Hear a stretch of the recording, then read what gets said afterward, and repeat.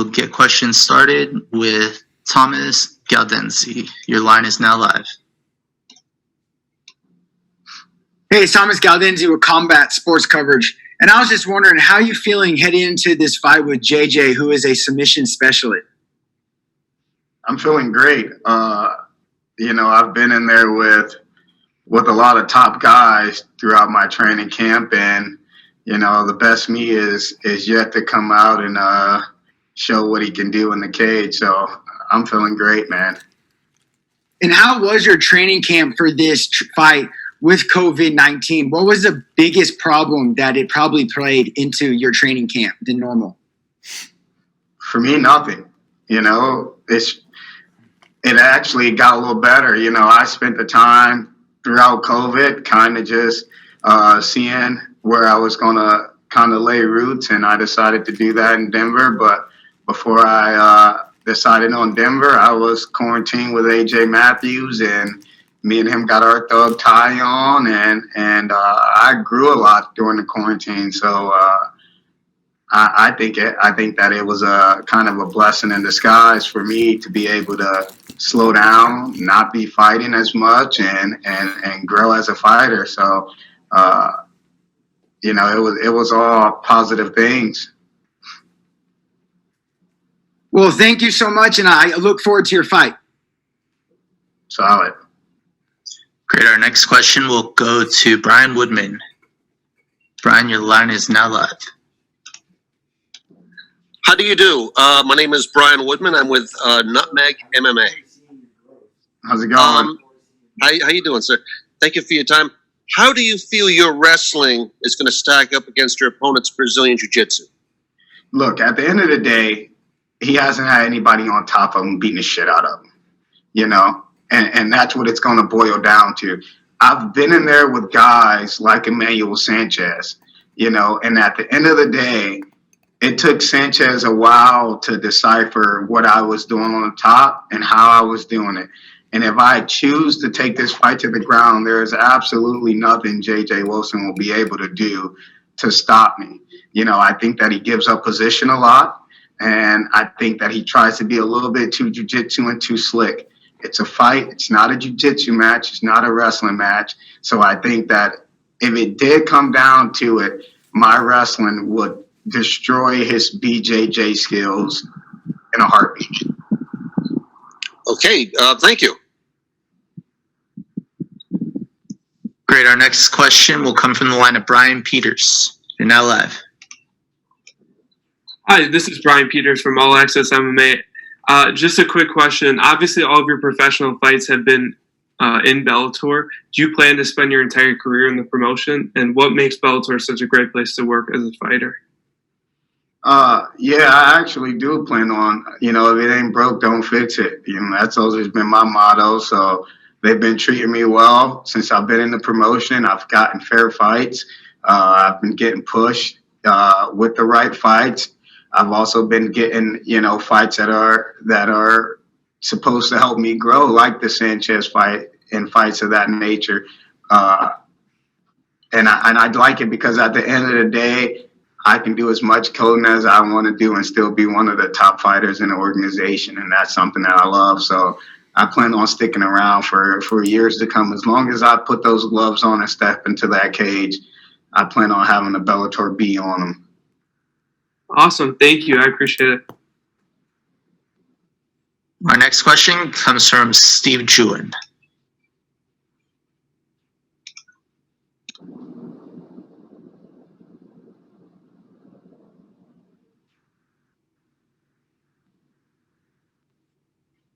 Steve, are you there?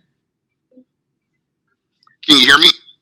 Yes. Oh, okay. Sorry about that. Tywan, as always, thank you for the time. And I want to know, earlier on the call, JJ said he couldn't rate your jiu-jitsu at all. And you seem a little fired up right now. So I'm wondering if that got leaked to you and what your response to that would be. I didn't know that, but you want to know what I am? I'm a white belt that's about to whoop your ass. Simply put, that's how you rate my jiu-jitsu.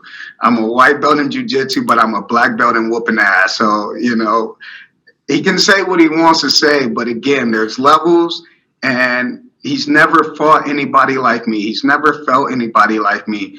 You know, he'll realize. I know he has slick BJJ. You know, I've seen him on guys in jiu-jitsu, but I'm a black belt and whooping ass. So, you know, fucking cat. he can say what he wants to say, but again, there's levels, and he's never fought anybody like me. He's never felt anybody like me. You know, he'll realize. I know he has slick BJJ. You know, I've seen him on guys' backs. I know that if he gets the back, it's a problem, but he has to get to my back first. You know, and then if he gets there, we've got answers. But at the end of the day, you know, the kid's biting off more than he can chew, and all he's doing is pissing me off. You know, so I just can't wait till Friday, and we'll rate his jiu-jitsu, you know, when somebody's on top of him trying to murder him. Do you think you might have a little Fortnite dance for him, something like we saw in Sioux Falls? I think I'm going to talk to him the whole time. I'm going to tell him that a white belt's doing this to you. You know, I think that's what I'm going to do. All right. Well, we look forward to it. Thank you, Tywan. For sure. Our next question comes from the line of Matthew Putterman. Your line is now live. Hey, Tywan. Matthew Putterman from MyMMAnews.com. What was your biggest takeaway from your fight with Emmanuel Sanchez? Don't force wrestling. You know, don't force wrestling, and then that I need to be a swordsman. You know, there's a long sword and there's a short sword, and I needed to have both. I only have one. I now have both. You know, when you have both, you can be a little bit more comfortable. And then, you know, it's just being comfortable in, like I said, the long distance and the short distance. I'm comfortable in both. I don't need to force my wrestling.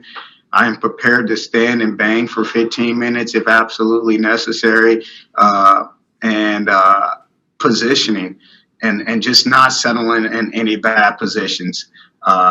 So that Sanchez fight taught me a lot.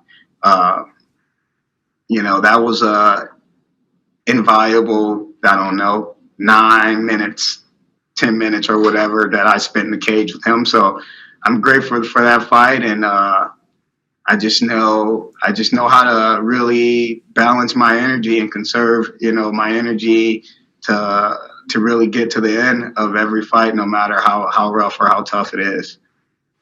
And I asked a lot of the other guys before too, but obviously now suffering your first loss as a professional, you know, what motivates you more, coming off of a loss or coming off of a win from a fighter's perspective?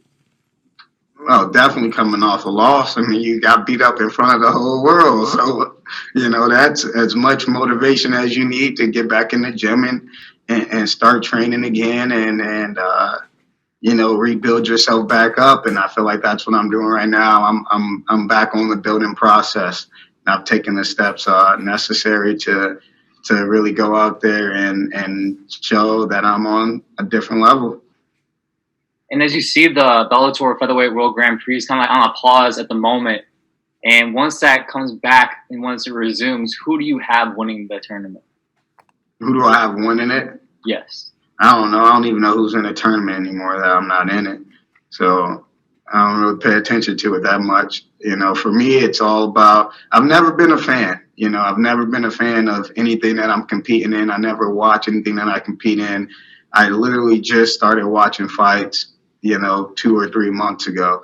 So I like Caldwell, man. I like Caldwell because I seen him beat Metcalf at the NCAA finals. So that's a name that I know. That's a name that I'll roll with. My last question for you is, you know, what's your biggest attribute as a fighter? Probably my good looks. No, I'm joking. If I'd probably have to say, you know, at this point, it would probably be athleticism, you know, but my IQ is a close second. You know, I have a pretty big IQ already outside the cage, and it's starting to translate over inside. And so I think as I get more experience, my IQ is going to be what sets me apart from all the rest of these guys. But right now, I think it's a little bit of, you know, athleticism and a little bit of the IQ put together. That's all I got for you. Thank you very much, man. All right, we'll do a couple more questions. Next one, we'll go to Ben Kiley. Your line is now live. Fuck. Hi, Tywan. Your opponent's undefeated. Do you think that him having not tasted defeat will be a disadvantage? You already said that you get more motivation coming off a defeat. Can you repeat that? Yeah, your opponent for this fight is undefeated. Do you think that that's going to work against him? As you already said, that you get more motivation coming off of a defeat. Yeah, well, I'm coming off a win. I've tasted defeat before, but I think that you don't know what you don't know until you don't know it, right? And, at the end of the day, I've said it once and I've said it twice. He's good at jiu-jitsu, but no one's been on top of him trying to kill him. And I'm not too impressed with the guys that he's fought. You got guys trying to put rubber guard inside of a fight. Your last fight's against a guy that's 4-5. The fights before that, you've been fed, simply put. And so at the end of the day, I'm going to show him what happens when, you walk into a cage with somebody who really wants to hurt you, who doesn't care about being hurt, who's already lost, who doesn't have anything to protect, any record to protect. And there's levels, and it's going to play against him. I think he's a little arrogant right now, and he has a reason to be. He's undefeated, right? No man has ever bested him, but I think he's about to meet his maker. And how is the coding coming along? Really good, man. I actually just launched my blog today, and launched a new site, and it's coming along pretty great. I'm about to come out in the next 2 months. I'm going to have my beginners coding series for, kids that don't have access to everything, to teaching and to different resources. I'm coming out with just my own line of coding series and blog tutorial videos, and it's really great. My new site is live. Literally just went live about an hour and a half ago. airclaxton.com. Check it out. Check the blogs on it, and it's a dope site. It's a real dope site, man. So I'm happy to be able to provide those resources and give back to kids that kind of grew up like I grew up with shit, and just kind of find a way to make something out of nothing. So thanks for asking. I appreciate that. No worries. Thanks for answering my questions, Tywan.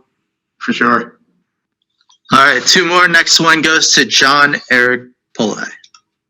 Your line is now live. Hi, Tywan. How you doing? Pretty good. You? I'm good, man. Thanks for asking. So my first thing for you, I know that you're originally from Ohio, and you started off your training out there in Ohio. I recently saw on your Instagram that you're out in Denver, Colorado. How long have you been training out there in Colorado? I've been out in Colorado for about 5-6 weeks. 5 or 6 weeks, yeah. So why did you make that change to start training out there, and how have you seen yourself improve since you've made that change? Simply put, one of my really good friends just kind of put it in perspective for me. Kamaru Usman's a good friend of mine. Always been a good friend of mine. He just said, look, man, you don't know enough to be your own coach. Go join a team. And so I was on my way to Vegas, spent some time with my boy AJ Matthews, and I stopped in Colorado to see Carrington Banks and ended up training that Elevation Fight team for about a week before I went back to Vegas.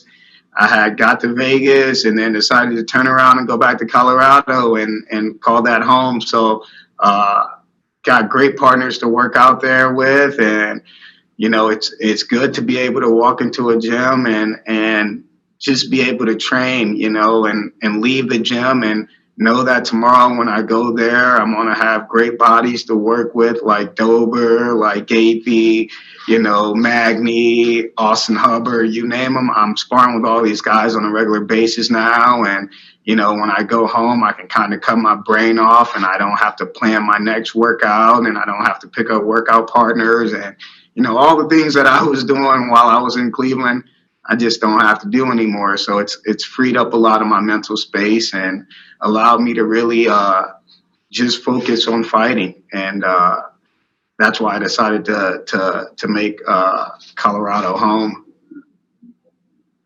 And when it comes to your fighting style, like we know the wrestling background that you have, but we've seen the flying knee, which was incredible, by the way, and we've seen you get loose with the hands and start throwing your hands a lot. Do you feel that you're more than just a wrestler that's kind of picking up the stand-up game? Do you feel that you're this well-rounded fighter that's comfortable wherever the fight may go? Absolutely. Over this quarantine, I developed a ground game, a bottom game. I've spent months with AJ Matthews. I keep saying his name because he deserves all the credit that he can get. I've spent months with AJ Matthews working on my stand-up, working on my thug tie, and then I'm at elevation now, and I'm training with some of the best guys. Gaethje's pushing me every day. I've got rounds and rounds and rounds with champions, and so I'm way more comfortable on my feet. Anybody that knows my wrestling knows that I was a problem on my feet, and on the ground I was okay, but on my feet I could go with the best guys in the world, and I think I've proven that clearly in MMA. But I'm way more than just a wrestler, and I think that people are going to start to see it the more comfortable that I get. But I am getting a lot comfortable in that cage. I think that time is the only thing that helps.